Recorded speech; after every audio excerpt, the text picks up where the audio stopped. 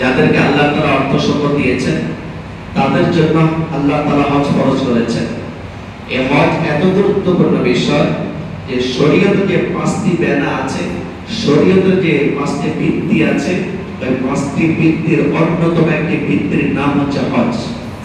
قال رسول الله صلى الله عليه وسلم بني الإسلام على 5 شهادة أن لا إله إلا الله وأن محمدا رسول الله وإقام الصلاة وإيتاء الزكاة والحج وصوم رمضان।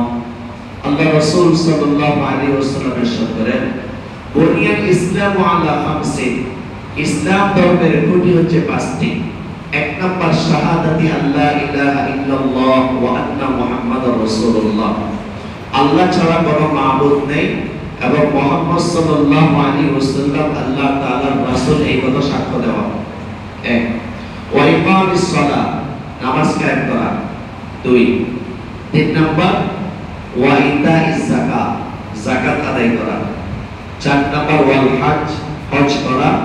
5 number ওয়া সাওমি রমাদান, রমজান মাসে রোজা রাখা। ইসলামের বেনা, ইসলামের খুঁটি কয়টি? বলে সবাই বলে ইসলামের কয়টি? কালিমা, নামাজ, রোজা, হজ, যাকাত। কালিমা, নামাজ, রোজা, হজ। এই 5টি ভিত্তিকে আমরা 2 ভাগে ভাগ করব। এই 5টি ভিত্তি কয় ভাগে বিভক্ত? 2 ভাগে। 1 নাম্বার ইতিকাদ, 2 নাম্বার আমল। এই 5টা ভিত্তি কয় ভাগে বিভক্ত? 2 ভাগে বিভক্ত। 1 নাম্বার ইতিকাদের সাথে সম্পৃক্ত, বিশ্বাসের সাথে সম্পৃক্ত। প্রথম যেটা বলা হয়েছে আল্লাহ ছাড়া কোনো মাবুদ নেই, মুহাম্মদ সাল্লাল্লাহু আলাইহি ওয়াসাল্লাম আল্লাহর রাসূল, এটা ইতিকাদের সাথে সম্পর্ক। 2 নাম্বার হচ্ছে আমলের সাথে সম্পর্ক। এই আমলের সাথে সম্পর্ক যে বিধান, যে ভিত্তিগুলো, এগুলো আবার 3 প্রকার। আমলের সাথে সম্পর্কিত বিধান কত প্রকার?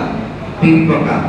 1 নাম্বার শারীরিক ইবাদত, 2 নাম্বার আত্মিক ইবাদত, 3 নাম্বার শরীর এবং অর্থ উভয়টির সমন্বিত ইবাদত। বলেন তো আমলের সাথে সম্পর্কিত খুঁটি কত প্রকার? 3 প্রকার। 1 নাম্বার কি? শারীরিক ইবাদত, যেমন নামাজ, রোজা। শরীরের সাথে সম্পর্ক, নামাজ, রোজা 5 কোটি 2 কোটি কিনা? 5টা কোটির মধ্যে 2টা কোটি কিনা নামাজ আর রোজা? এটার সাথে সম্পর্ক শরীরের সাথে সম্পর্ক, নামাজ, রোজা।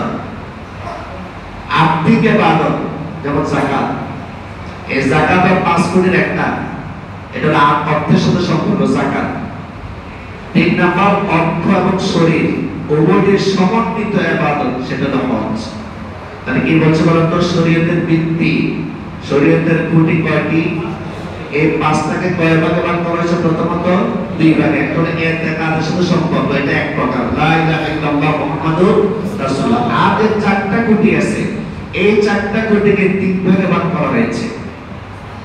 শারীরিক ইবাদত, আত্মিক ইবাদত, শরীর এবং অর্থ উভয়ের সমন্বিত ইবাদত।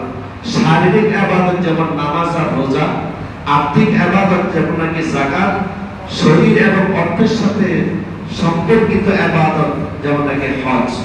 আজকের আমাদের আলোচ্য বিষয় হচ্ছে হজ। এই হজ আল্লাহ রাব্বুল আলামিন সকলের উপর ফরজ করেন নাই, ওই সমস্ত বান্দাদের উপর হজ ফরজ করা হয়েছে যাদেরকে আল্লাহ তাআলা সেই পরিমাণ অর্থ সম্পদ দান করেছেন। এই হজ এত গুরুত্বপূর্ণ বিষয় যে হযরত আদম আলাইহিস সালাতু ওয়াস সালাম থেকে শুরু করে হজের বিধান ছিল। সুবহানাল্লাহ বলেন। হযরত আদম নবী থেকে নিয়ে আমাদের নবী পর্যন্ত যত নবী রাসূল আসছিলেন, সব নবী রাসূলের বিধান, সব নবী রাসূলের উম্মতের জন্য বিধান ছিল হজের বিধান। গুরুত্ব কম না বেশি বলেন? যেই 5টি রুকনের কথা একটু আগে আপনাদেরকে বলেছি, শরীয়তের রুকনে যে 5টি, এই 5টির মধ্যে একটার নাম নামাজ, আমরা সবাই জানি। এই নামাজকে আমরা সবাই গুরুত্বপূর্ণ বিধান মনে করি, বাস্তবে গুরুত্বপূর্ণ। কিন্তু হজ এত গুরুত্বপূর্ণ বিধান, এত গুরুত্বপূর্ণ রুকন, ক্ষেত্র বিশেষে নামাজ থেকে বেশি গুরুত্বপূর্ণ। কি বললাম? হজ ক্ষেত্র বিশেষ সবসময় না, হজ ক্ষেত্র বিশেষে নামাজ থেকেও গুরুত্বপূর্ণ। কেন? নামাজ যদি কোনো কারণে কাজা হয়ে যায়, তখন সে নামাজটা আদায় করার সুযোগ আছে নাকি নাই? সবাই আছে নাকি নাই? যে কোনো সময় নামাজ কাজা হয়ে গেলে আপনি আদায় করতে পারবেন, মাত্র সময় বাদ দিয়ে। মাত্র সময় যে 3টা সময়ের মধ্যে নামাজ পড়া মাত্র, ওই 3টা সময় বাদ দিয়ে আমরা তো জানি সূর্য ওঠার সময় এবং মাথা বরাবর হইলে একটা সূর্য একদম অস্ত ভাব ওই সময়। এই 3 ওয়াক্ত ছাড়া আপনি কাজা নামাজ আদায় করতে পারবেন যদি নামাজ কাজা হয়ে যায়। আচ্ছা, হজ যদি কারো ছুটে যায়, হজ করতে গেছেন আপনি, কোনো কারণে হজটা আপনি করতে পারলেন না, ওই বছর কি আপনি হজ করতে পারবেন? কতদিন অপেক্ষা করতে হবে? আর নামাজ যদি কাজা হয়ে যায় কতদিন অপেক্ষা করতে হবে? আমি কি বলছি, ক্ষেত্র বিশেষে নামাজের থেকে হজের গুরুত্ব অনেক বেশি। এই 1 বছরের মধ্যে আপনি মরে যান, তখন উপায়টা কি হবে? আপনি তো আর আদায় করতে পারলেন না। এই জন্য যাদের উপর হজ আগে ফরজ হয়ে গেছে, এখন হজ করেন নাই আপনারা, অথবা এই বছর হজ ফরজ হয়েছে কিন্তু এই বছর আপনি হজ করতেছেন না, তাদের জন্য 3টা রাস্তা। 2 শ্রেণীর লোকের জন্য 3টা রাস্তা। প্রথম শ্রেণী হচ্ছে আরো বহু আগে হজ ফরজ হয়ে গেছে, হজ করেন নাই। আরেক শ্রেণী হচ্ছে এই বছর হজ ফরজ হয়েছে, এই বছর, এই যে মনে করেন 5 দিন আগে হজ ফরজ হয়েছে আপনার উপর। এই 2 শ্রেণীর লোকের জন্য 3টা রাস্তা আছে। 1 নাম্বার রাস্তা, যদি আপনি পারেন এই বছর হজে যান, যদি এই বছর সুযোগ থাকে, এখন তো তারিখ চলে যায় নাই, টাকা একটু বেশি দিলে এখন সুযোগ আছে। তাহলে আমাদের বাংলাদেশের সব জায়গায় 2 নম্বরে চলে, ঠিক কিনা বলেন? সব জায়গায় যদি এমন হতো, ভাই তোমাকে আমি 1000 টাকা দেবো, তুমি প্রতিদিন নামাজটা পড়ে দিবা, তো বড় লোকরা এই কাজটাই করতো। প্রতিদিন 1000 মাসে 30,000 টাকা, টাকা তো অভাব নাই, নামাজটা পড়ে দিচ্ছে। কিন্তু কেউ কারো নামাজ পড়ে দিলে হবে না। হ্যাঁ, নফল ইবাদত করে ইসলাম সব করতে পারবেন। 2 রাকাত নফল নামাজ আদায় করিয়া আপনি ইসলাম সব করতে পারবেন। আল্লাহ আমার এই নফল নামাজের সবটুকু আপনি অমুকের আমল নামা পৌঁছিয়ে দিন, এটা আপনি বলতে পারবেন। কোনো ব্যক্তির ফরজ ইবাদত অন্য কোনো ব্যক্তি করতে পারবে না। তবে হজের ব্যাপারে বন্দিবাস করতে পারবে। হজের ব্যাপারে কি করতে পারবে? বন্দিবাস করতে পারবে। তো বন্দি নামাজ নাই যে আমার ফজর নামাজটা আমাকে পড়ে দেবো, আমি টাকা দিয়ে দেবো, এটা নাই। তাহলে কি বলতেছিলাম, 3টা রাস্তা। 1 নাম্বার, যাদের উপর আগের হজ ফরজ হয়ে গেছে অথবা এই বছর হজ ফরজ হয়েছে কিন্তু হজ করতেছেন না, তাদের 1 নাম্বার রাস্তা, এই বছর হজ করেন যদি সুযোগ থাকে, এই বছরে। দ্বিতীয় রাস্তা, যদি এই বছর আপনি না পারেন, আগামী বছর হজ করার জন্য যা যা করার দরকার এখন থেকে শুরু করে দেন, প্রস্তুতি শুরু করুন। হইতে পারে আপনার ওই 1 বছর আসার আগে আগে আপনার মৃত্যু হয়ে যাবে, তারপর তো আল্লাহ দেখেছে যে ওই চেষ্টা করেছিল। 1 নম্বর হলো পারলে এই বছর হজ করেন। দ্বিতীয় রাস্তা হচ্ছে আগামী বছর হজ করার জন্য সম্পূর্ণরূপে প্রস্তুতি গ্রহণ করুন। 3 নাম্বার, আপনি আপনার সন্তানকে ওসিয়ত করে দিতে হবে, যদি আপনি প্রস্তুতি গ্রহণ করতে না পারেন, যে আমার উপর হজ ফরজ হয়েছে, আমার ইন্তেকাল যদি হয়ে যায় তখন আমার সম্পদ থেকে তুমি আমার বন্দি হজ করে দেবা, অথবা অন্য কাউকে দিয়ে বন্দি হজ করার ব্যবস্থা করবা, এই ওসিয়ত করে যেতে হবে। এটা হলো 3 নাম্বার রাস্তা। এই ওসিয়ত অনুযায়ী সন্তানদের আমল করা জরুরি কি না? কোন বাবা যদি ওসিয়ত করে, আমার যদি মরণ হয়ে যায়, আমার সম্পদ থেকে তুমি বন্দি হজ করবা বা অন্য কাউকে দিয়ে করাবা, তখন দেখতে হবে এই বাবার সম্পদের পরিমাণ কতটুকু। যদি ওসিয়ত কার্যকর করা যায়, তার সম্পদের 1/3 দ্বারা অথবা তার চেয়ে কম, এই পরিমাণ সম্পদ দ্বারা যদি ওসিয়ত পূর্ণ করা যায়, তখন সন্তানের উপর ওসিয়তের উপর আমল করা ওয়াজিব। বুঝেন না কথা? বাবা যদি ওসিয়ত করে যায়, সম্পদকে ভাগ করা হবে, 3 ভাগ করা হবে। দেখতে হবে এই 3 ভাগের 1 ভাগ দ্বারা তার ওসিয়ত কার্যকর করা যায় কি যায় না। যদি যায়, তখন সন্তানের উপর ওসিয়তের উপর আমল করা ওয়াজিব। তার মানে বন্দি হজ করানো কি হয়ে যাবে? ওয়াজিব হয়ে যাবে। আর যদি দেখে যে না, 3 ভাগের 1 ভাগ দ্বারা বাবার ওসিয়ত কার্যকর করা সম্ভব না, সম্পদ আরো বেশি লাগবে, তিন ভাগের এক ভাগ সম্পদ দ্বারা হচ্ছে না, ওই ক্ষেত্রে সন্তানের উপর বাবার ওসিয়তের উপর আমল করাটা ওয়াজিব না। তবে আদর্শ সন্তান যদি হয় তার উচিত বাবার উপর যে হস্তা ফরজ ছিল সেটা যেন সে আদায় করে দেয়। কারণ বাবার সম্পদ সে ভোগ করতেছে, বাবার যে এত কষ্ট করা বাইরে দেশে থাকতেছে, আর বাবা হজ না করার কারণে জাহান্নামের আগুনে জ্বলতেছে, কবরে শাস্তি পাচ্ছে। আদর্শ সন্তান সে ব্যক্তি যে ব্যক্তি নাকি বাবার উপর হজ ফরজ হয়েছে কিন্তু হজ আদায় করতে পারেনি, তার পক্ষ দিয়ে হজটা যেন করে দেয়। কিন্তু তিন ভাগের এক ভাগ দ্বারা ওসিয়ত যদি পূর্ণ করা যায়, সেক্ষেত্রেও তো সন্তানরা আপনার পক্ষ থেকে হজটা আদায় করবে না, খুব কম। কেউ যদি করে সেটা ভালো কথা, কিন্তু ভালো সন্তান খুবই কম। আর তিন ভাগের এক ভাগ দ্বারা যদি ওসিয়ত পূর্ণ করা না যায়, সম্পদ যদি আরো বেশি প্রয়োজন হয়, সেই ক্ষেত্রে তো প্রশ্নই আসে না। সন্তান ওই ধরনের বানাইতে হবে আপনাকে যে সন্তান আপনার অবর্তমানে আপনার বন্দিবস্তা আদায় করে দেবে। তাহলে এমন একটা গুরুত্বপূর্ণ হজ যাদের উপর ফরজ হয়ে গেছে, তারা কিন্তু বিভিন্ন কারণে আগামী চক্করে বলে যায়, আগামী চক্করে আমি আগামীতে করবো, এই বছর আমি হজ করবো না, আগামী বছর আমি হজ করবো। কেন? জোয়ান বয়সে যদি হজ করি, হজ করে আসতে তো গুনাহ করতে পারবো না, একদম আলিম হয়ে যেতে হবে, সোজা হয়ে চলতে হবে। এখন তো মাত্র বয়স শুরু, কত সুযোগ আছে গুনাহ করা। হজ করে আসলে মানুষ হাজির সাথে বলবে, টিভি দোকানে বসতে পারবো না, চা দোকানে বসে গীবত করতে পারবো না, দাড়ি কামাতে পারবো না, করোনার দিকে তাকাতে পারবো না, ইপিজি করতে পারবো না, সুদ ঘুষ খাইতে পারবো না। বয়স তো আরো অনেক রয়ে গেছে, পরে করি, এরপরে আগামীতে করি। আগামীর চক্করে পড়তে পড়তে বুড়া হইয়া কুজু হয়ে যায়, একদম কুজু। বুঝেন তো কি কুজু মানে? কি গুলজা দিয়ে যায় আর কি। ওই সমস্যা হজ করতে যাবে। আল্লাহ রাসূল সাল্লাল্লাহু আলাইহি ওয়াসাল্লাম বলেছেন, আল হাজ্জু আল আজ্জু, আল হাজ্জু আল আজ্জু, প্রথমটা হা পরেরটা আই। যে হজ এটা কষ্টকর, হজ করতে শারীরিক কষ্ট হয়, শারীরিক শক্তির প্রয়োজন। হজের বিধানগুলো যথাযথভাবে পালন করার জন্য যৌবন বয়সে হজ করা দরকার। তাহলে এক শ্রেণীর লোক আছে, আমি আমার বয়স হলে হজে যাব, এখন যদি হজ করে গুনার কাজ করতে পারবো না, এই জন্য হজ করবো না। আর যারা সরকারি চাকরি করে অথবা এমনি চাকরি করে, তারা বলে অবসরে গিয়ে তারপর হজ করবো, ওই টাকা দিয়ে। ওই টাকা বুঝছেন তো, ওই টাকা একসাথে পাবে, তারপর সে হজে যাবে অবসরে গেলে। কিন্তু ওই অবসরে যাওয়ার আগে যদি দুনিয়া ছেড়ে সে অবসরে চলে যায়, এটা কিন্তু সে চিন্তা করে না। এই এক শ্রেণীর লোক আছে।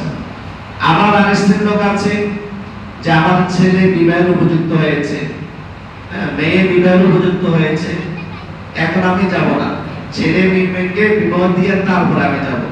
আচ্ছা বলেন তো, হজ কারো প্রতি তো ফরজ হয়, এই হজ আদায় করার জন্য ছেলে মেয়ের বিবাহ দেওয়া এটাকে জরুরি।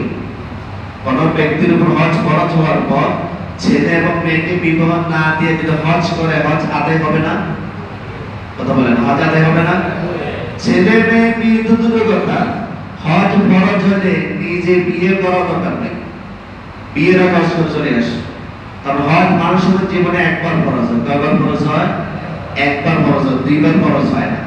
তো বিয়ের আগে কেউ যদি হজ ফরজ হওয়ার পর আদায় করে দেয়, বিয়ে করলে তার উপর আর দ্বিতীয়বার ফরজ হবে না।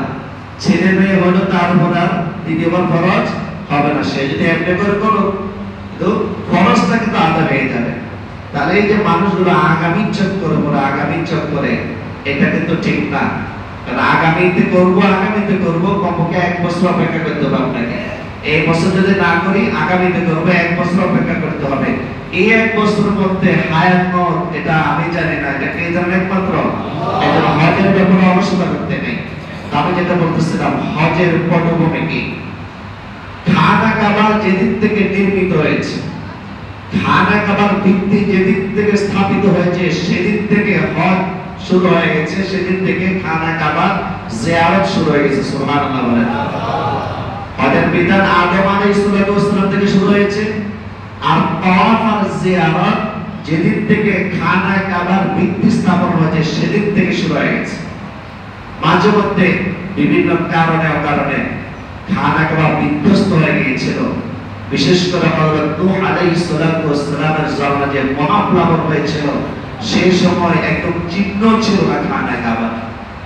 আল্লাহ রাব্বুল আলামিন হযরত ইব্রাহিম আলাইহিস সালাতু ওয়াস সালামকে জিবরাইল আলাইহিস সালাতু ওয়াস সালামের মাধ্যমে খানা কাবা চিহ্নিত করে দিয়েছেন। সুবহানাল্লাহ। আর ইব্রাহিম আলাইহিস সালাতু ওয়াস সালাম খানা কাবা পুনর্নির্মাণ করেন।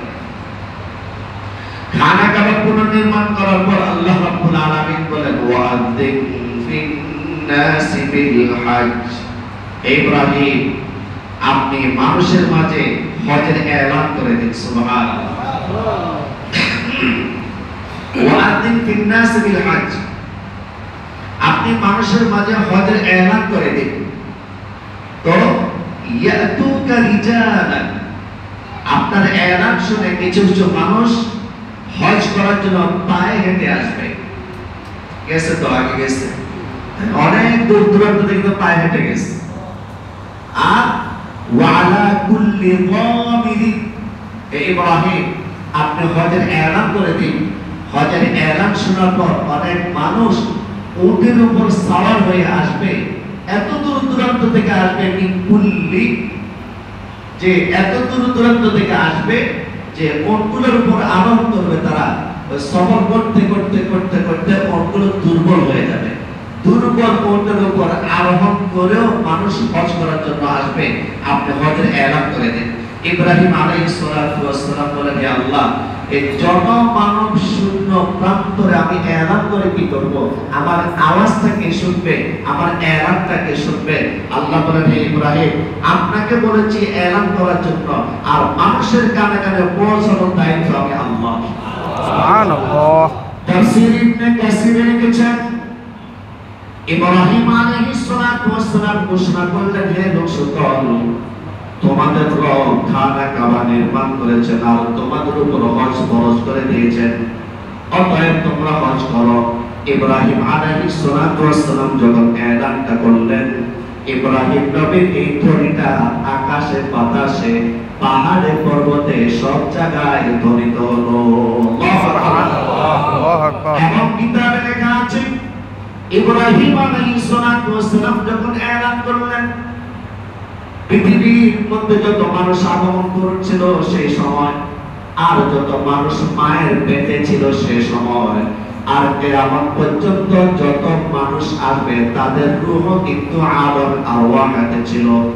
তাহলে কত প্রকার মানুষ হলো? তিন প্রকার। কিছু মানুষ ওই সময় পৃথিবীতে ছিল, আর কিছু মানুষ মায়ের পেটে ছিল, আর সকলের রূহ যারা কিয়ামত পর্যন্ত আসবে সকলের রূহ কোথায় ছিল? আলামে আরওয়াহাতে ছিল। তাফসীর কিতাবে আছে প্রত্যেকটা মানুষের কানে কানে আল্লাহ রাব্বুল আলামিন ইব্রাহিম আলাইহিস সালাতু ওয়াস সালামের এলানটা পৌঁছায় দেন। সুবহানাল্লাহ। এবং তাফসীর কিতাবে লেখা আছে, ইব্রাহিম আলাইহিস সালাতু ওয়াস সালাম যখন ঘোষণা করলেন, যারা নাকি লাব্বাইক বলেছে, যারা নাকি একবার লাব্বাইক বলেছে, তারা জীবনে যে কোনো সময় একবারের জন্য হলেও খানা কাবা জিয়ারত করবে। যারা 10 বার লাব্বাইক করেছেন তারা 10 বার খানা কাবা জিয়ারত করবেন। যারা 20 বার লাব্বাইক করেছেন তারা 20 বার খানা কাবা জিয়ারত করবেন। অর্থাৎ যে যতবার ইব্রাহিম আলাইহিস সালাতু ওয়াস সালামের ঘোষণার জবাবে লাব্বাইক করেছিলেন তারা ততবার হজ করতে পারবেন।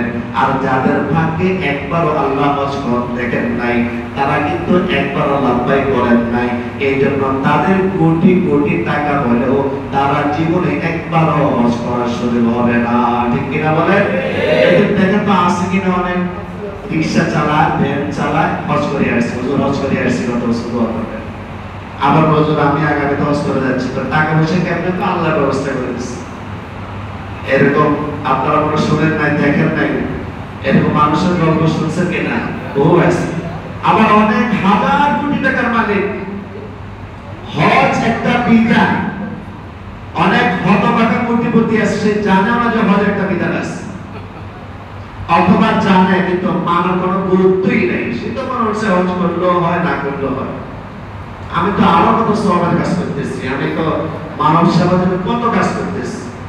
আমি তো অনেক বড় পদে আছি, আমি কি মানুষের উপকার করতেছি না? আল্লাহ বেহেশতের যে কোনো একটা ওসিলাকে বেহেশত দিতে পারে, আল্লাহ তো আরহামুর রাহিম।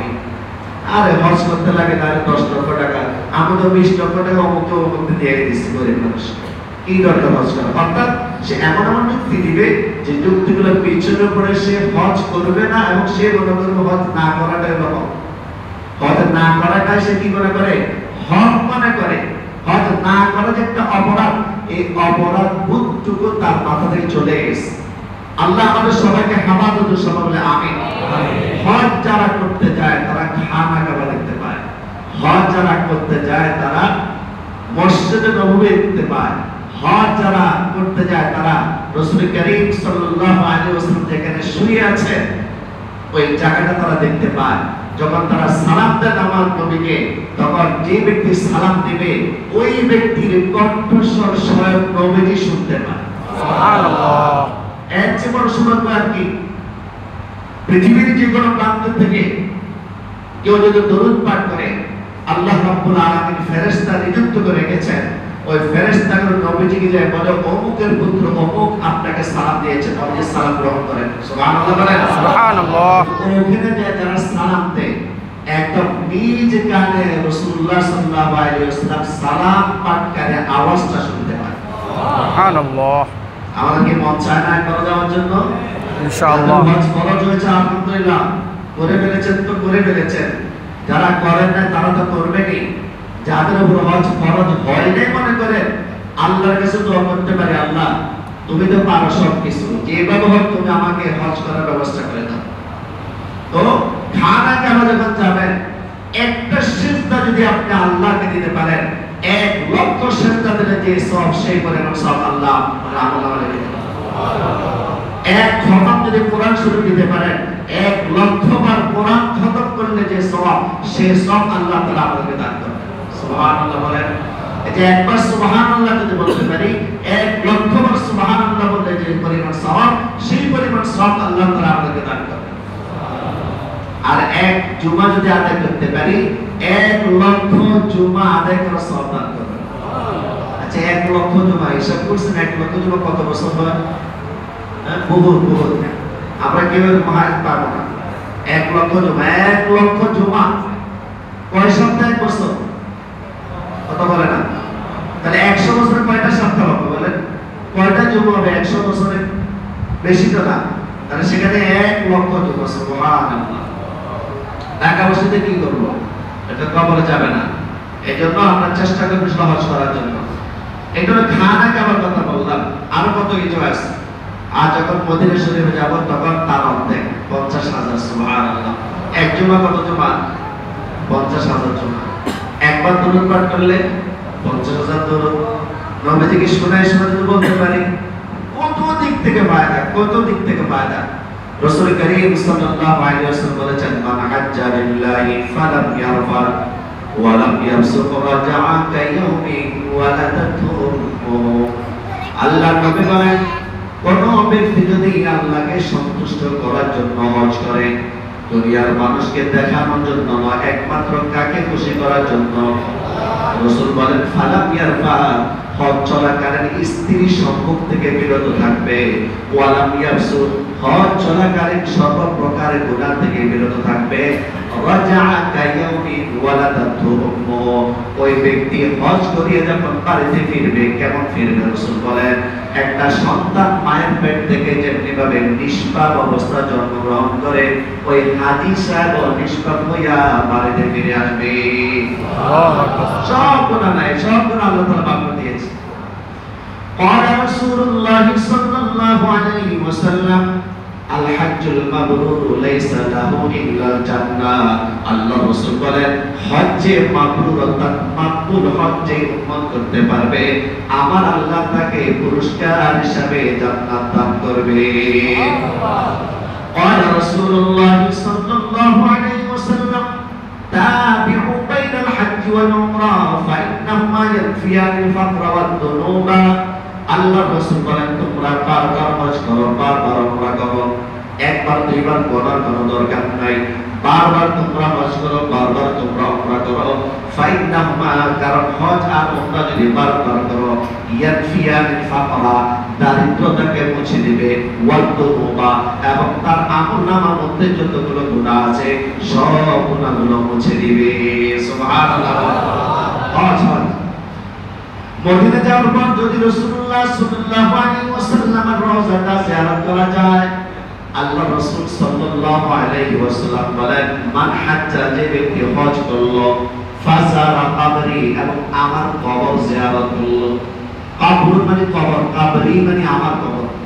মান হাজ্জা, যে ব্যক্তি হজ করলো, ফাজারা কবরি বাদা মাউতি, আমার মৃত্যুর পর আমার কবর যে জিয়ারত করলো, কামান কানা যারা ফি হায়াতি, ওই ব্যক্তির মতো হয়ে গেল যে ব্যক্তি আমি নবীর জীবদ্দশায় আমার সাথে জিয়ারত করলো। বুঝছেন কি বলছে? যে এই অবস্থায় রাসূল যখন কবরে শায়িত আছেন, জীবিত আছেন, হায়াতুন নবী, যদি কোন ব্যক্তি নবীজির এই রওজা জিয়ারত করে, কবরটা জিয়ারত করে, রাসূল বলেন আমার জীবদ্দশায় যে ব্যক্তি জিয়ারত করলো, এই ব্যক্তিও তার মতো হয়ে গেল। সুবহানাল্লাহ। قال رسول الله صلى الله عليه وسلم মান যারা কবরি ওয়াজাবাত লাহু শাফাআতি, আল্লাহর নবী বলেন কোন ব্যক্তি যদি আমার কবর জিয়ারত করে, আমার রওজা জিয়ারত করে, ওয়াজাবাত লাহু শাফাআতি, আমার ওই উম্মতের জন্য সুপারিশ করা আমার জন্য ওয়াজিব হয়ে যায়। সুবহানাল্লাহ। قال رسول الله صلى الله عليه وسلم মা বাইনা বাইতি ওয়া মিনবারি রাউযাতুম মিন রিয়াজিল জান্নাহ, আল্লাহর রাসূল বলেন আমার ঘর আর আমার মিনবার, এই দুটোর মাঝামাঝি যে জায়গাটা আছে, এই জায়গাটুকু হচ্ছে বেহেশতের বাগান। সুবহানাল্লাহ। আল্লাহর রাসূল বলেন ওয়া মিনবারি আলা হাউজি, আর আমি যে মিনবারে বসে আছি, রাসূল বলেন আমার এই মিনবারটা হচ্ছে হাউজে কাউসারের উপর স্থাপিত। সুবহানাল্লাহ। এটা সবুজ দেয়ালে যদি একটা ঢাকা আছে, হাদিস আমরা ওখানে গিয়ে দোয়া করার জন্য, 2 রাকাত নামাজ পড়ার জন্য ধাক্কাধাক্কি শুরু করে দেয়, প্রতিযোগিতা লাগাই দেয় যে কে কতক্ষণ থাকতে পারে। তো পুলিশ বেশিক্ষণ থাকতে দেয় না। ভাগ্য ভালো হলে যদি ঝামেলা একটু কম থাকে অনেকক্ষণ থাকা যায়, ঝামেলা যদি বেশি থাকে মাত্র 2 রাকাত নামাজ পড়া আপনি সুযোগ পাবেন। ওই অংশটুকু হচ্ছে বেহেশতের অংশ। সুবহানাল্লাহ। আর জানেন কোন ব্যক্তি যদি একবার বেহেশতে পৌঁছে যায়, ও কিন্তু আর জাহান্নামে যাবে না। কি বললাম? আচ্ছা, আখিরাতে কোন ব্যক্তি যদি বেহেশতে চলে যায়, তারে কি আল্লাহ তাআলা জাহান্নামে দিবে? আর কোন ব্যক্তি জাহান্নামে গেলে জাহান্নাম থেকে মুক্তি দিয়ে জান্নাত আল্লাহ তাআলা দিবেন। যেমন যারা গুনাহগার, আমরা তো অনেক গুনাহ করি, গুনার কোনো হিসাব নাই, আল্লাহকে মানি, চিরস্থায়ীভাবে আল্লাহ আমাদেরকে জাহান্নাম দিবেন না, এটা নিশ্চিত। যার ভিতরে যারা পরিমাণ ঈমান আছে, চিরস্থায়ীভাবে তাকে জাহান্নামে দেওয়া হবে না। তবে গুনাহের কারণে গুনার শাস্তি ভোগ করার পর আল্লাহ তাআলা জান্নাত দান করবেন। আর যারা কাফের মুশরিক আছে, ওরা আমাদের আবার সব সময় জাহান্নাম করে থাকবে। নাউযুবিল্লাহ বলেন। তো আল্লাহ আমরা তো চাই যে শুরুতেই যেন আমরা জান্নাতে যেতে পারি, কি চাই না? নাকি কিছুদিন জাহান্নামে আগুনে জ্বলবো তারপরে? এখন তো আমাদের খুশি লাগতেছে যে হুজুর যেহেতু বলছে জান্নাত তো যাবোই, আজকে তো নামাজ যা পড়তাম ওটা ছেড়ে দিলাম, আর বলবো শেষ। কারণ জান্নাত যাবে, ঈমান তো আছে। সামান্য আগুন দুনিয়া যেটা তেজ একদম নাই বললেই চলে, দেখে একটা মিনিট আপনার রাখেন নামটা মোমের আগুনের থেকে আঙুলটা ধরে রাখেন তো পারেন কিনা? কতটা ইচ্ছাকৃতভাবে পারবেন না। আর জাহান্নামের আগুনের তেজ তো অনেক বেশি। এই দুঃসাহস দেখার কি দরকার যে আমি জাহান্নামের আগুনে জ্বলবো তারপর জান্নাতে যাবো? কি দরকার? 24 ঘন্টার মধ্যে আমি 1 ঘন্টা যদি আল্লাহর বিধান পালন করি, আমার 5 ওয়াক্ত নামাজ সুন্দরভাবে আদায় হয়ে যায়। বছরে 1 মাস রোজা আসবে, আমি রমজান মাসে রোজা রাখবো, শেষ। গরিবদের জন্য জান্নাত। আর যদি ধনী হই, আরো 2টা বিধান আসবে, হজ আর যাকাত। হজ আর কি? যাকাত। আর নারীদের জন্য আরো সহজ বেহেশতে যাওয়াটা, এটা আরেকটা বিষয়ে আলোচনা করব। তাহলে আমি কি বোঝালাম বলেন? হজ গুরুত্বপূর্ণ বিধান। অলসতার কারণে যারা আমরা হজ পালন করতে এখন নিয়ত করে নেই, তারা যেন এই বছর নিয়ত করে নেই, যদি সুযোগ থাকে। এই বছর নিয়ত না থাকলে আগামী বছর যেন সম্পূর্ণভাবে আমরা প্রস্তুতি নেব। আর সম্পূর্ণভাবে প্রস্তুতি নেওয়া যদি আমার সুযোগ না থাকে, শারীরিকভাবে আমি যদি একেবারে অক্ষম হয়ে যাই, তাহলে আমার উচিত সন্তানকে ওসিয়ত করে যাওয়া যে আমার সম্পদ থেকে যেন হজ আদায় করা হয়, যদি আল্লাহ আমাকে এর আগে উঠে নেওয়া। আল্লাহ রাব্বুল আলামিন আমাদের সবাইকে বোঝার এবং আমল করার তৌফিক দান করুন। ওয়া আখিরু দাওয়ানা আলহামদুলিল্লাহি রাব্বিল আলামিন। আমরা যারা পড়ে আসছি